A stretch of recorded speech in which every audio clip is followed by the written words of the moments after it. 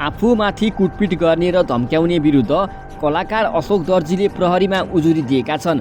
So कार्यमा संलग्न अङ्कित प्रधानसहित सनी सरेका 2 जनालाई कानुनी कारबाहीको माग गर्दै दर्जीले झापाको बितामोड स्थित अनारमणि इलाका प्रहरी कार्यालयमा उजुरी दिएका हुन्। पैसा माग्दै दर्जीलाई कुटपिट गरेको भिडियो आइतबार सामाजिक सञ्जालमा भाइरल भएको थियो।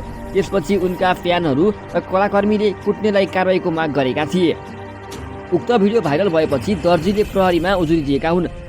दर्जीले प्रहरीमा दिएको उजुरीको प्रति फिल्म निर्मात्री निता ढुङ्गानाले सामाजिक सञ्जालबाटै सार्वजनिक गरेकी हुन्। दर्जीले निताले निर्माण गरेको आगामी फिल्म पार्वतीमा पनि अभिनय गरेका छन्।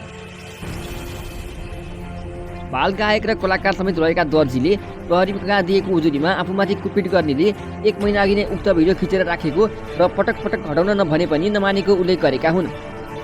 गायक दर्जी पछिल्लो समय झापा स्थित घरमा बस्दै आएका छन्।